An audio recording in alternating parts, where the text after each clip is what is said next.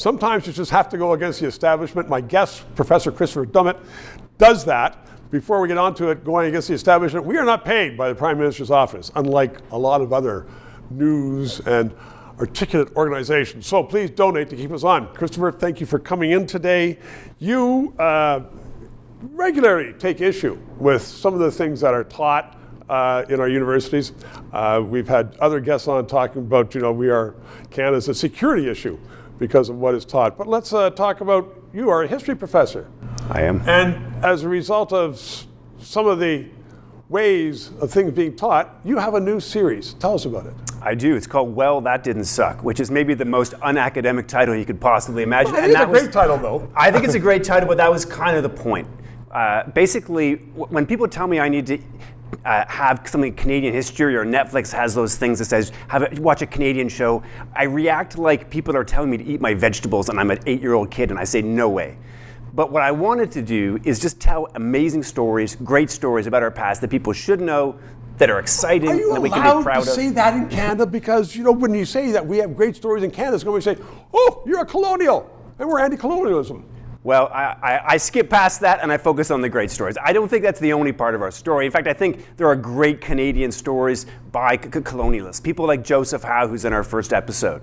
Amazing guy. Maybe my favorite Canadian figure. A poet, a raconteur, a newspaper owner, a politician, and is an all-around amazing guy. So why should we know about that? I know why we should, but I want you to tell the audience now why, particularly young people in Canada, who are not always taught about that. Why should they know about the people who created Canada? Well, maybe when you're doom scrolling at night or you put out a spicy tweet, you kind of owe Joseph Howe a kind of vote of thanks. Why? Right? This is a guy who fought a legal battle in 1835 to win press freedom and freedom of speech. It's an amazing battle. No lawyer would take his case. He took it on and he won. It's an amazing story, and every Canadian should know about it. Because otherwise, they wouldn't be allowed to even criticize what is going on today.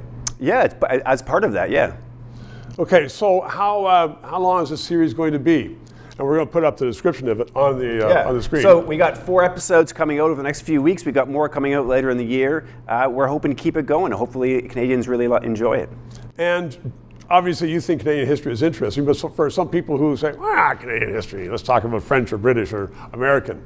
Well, it's not one or the other. It's not one or the other. Episode 3 is going to be amazing. It's when a mob burned down Parliament, which was in Montreal in 1849. Maybe the most important story about Canadian democracy that I think no one knows about. We should all know about it.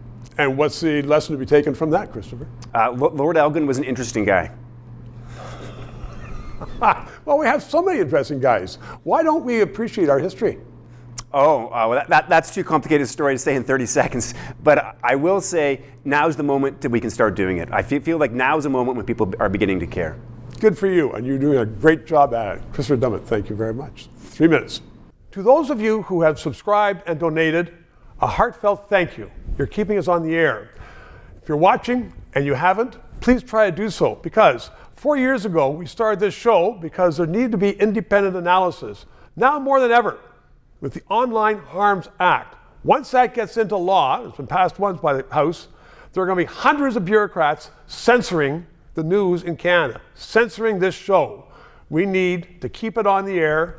Thanks for your support.